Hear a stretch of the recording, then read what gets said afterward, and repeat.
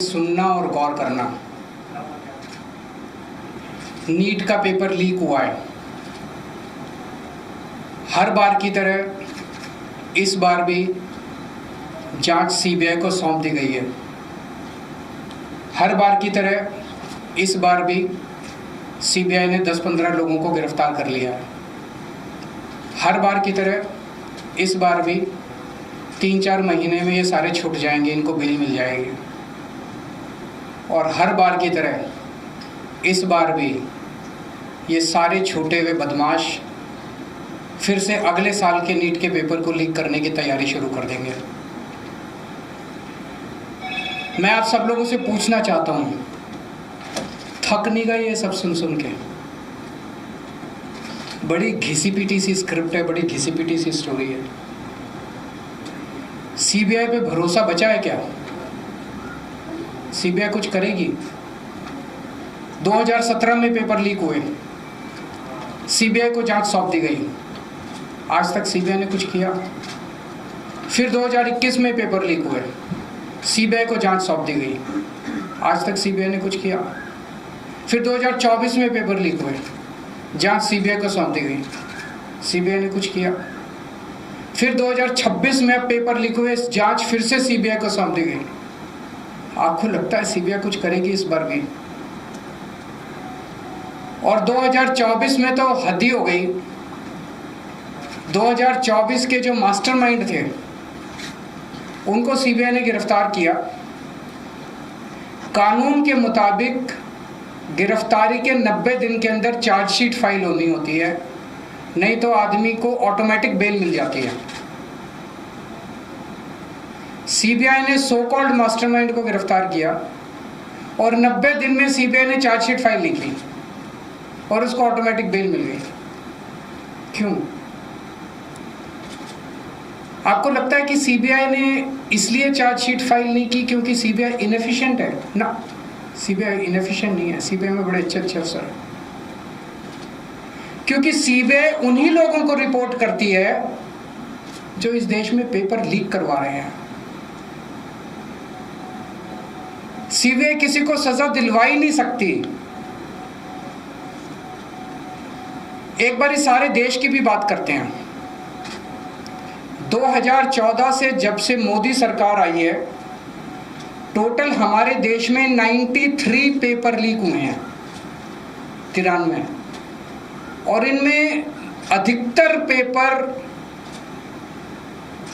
Double engine triple engine की BJP की NDA की सरकारों में लीक हुए हैं। लगभग 6 करोड़ युवाओं का भविष्य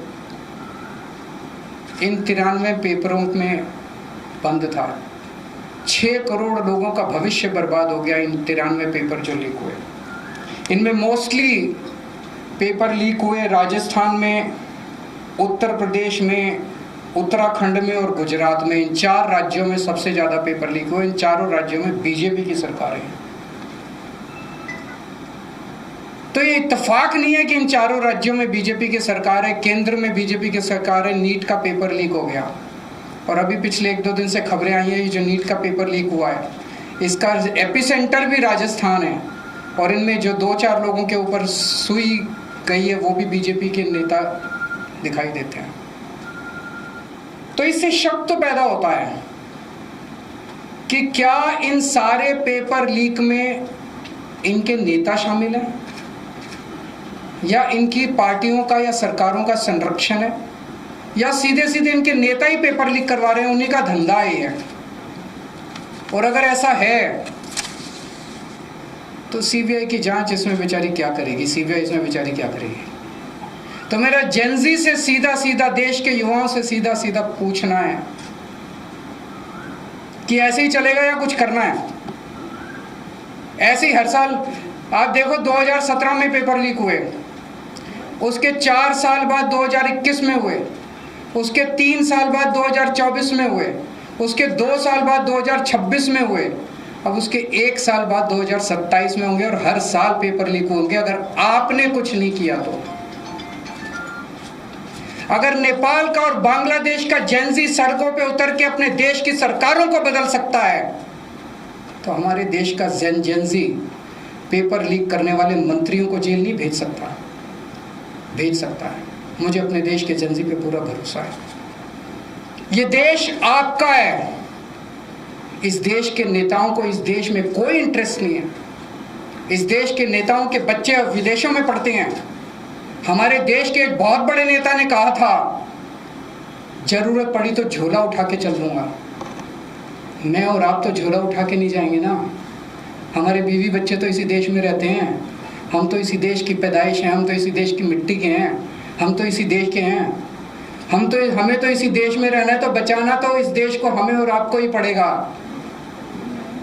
और अंत में एक बात मैं उन लोगों को कहना चाहता हूं जो लोग कहते हैं कि सिस्टम फेल हो गया, सिस्टम फेल हो गया, सिस्टम फेल हो गया।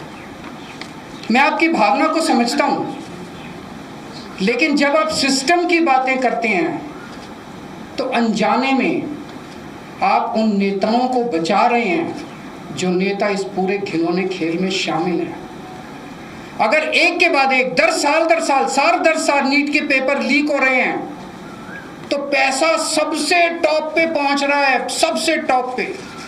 ऐसे ही पेपर लीक नहीं हो जाते, नीट के जैसे पेपर ऐसे ही लीक नहीं हो जाते, पैसा सबसे टॉप पे पहुंच रहा है। तो जब आप सिस्टम की बात करते हैं तो आप उस टॉप को बचा रहे हैं, अनजाने में बचा रहे हैं। मैं जानता हूं आपकी मंशा नहीं है, लेकिन अनजाने में उस टॉप, ये सिस्टम कोई इमेजिनरी नहीं होता, फिक्शन नहीं होता, सिस्टम हवा में नहीं होता। सिस्टम के पीछे लोग हैं। सीधे आरोप लगाइए जो इस खेल के अंदर शामिल है, उनको जेल में भेजिए, सड़कों पे उतरिए, आंदोलन कीजिए और इस घिनौने खेल को बंद कीजिए। आज एक दूसरी बात भी मैं उठाना चाहता हूं जो इस देश के लोग फेस कर रहे हैं। अभी खबर आई है कि पिछले 2-3 दिन में रशिया से एक जहाज चला गैस लेके हमारे देश की ओर। हमारे देश को गैस सप्लाई करने के लिए रशिया से एक जहाज चला। भारत सरकार ने उसको रोक दिया। भारत सरकार ने रशिया से कहा कि हमें गैस नहीं चाहिए। हमारे देश के प्रधानमंत्री हमें कह रहे हैं कि स्कूटर इस्तेमाल मत करो, मोटरसाइकिल इस्तेमाल मत करो, कार इस्तेमाल मत करो, पब्लिक ट्रांसपोर्ट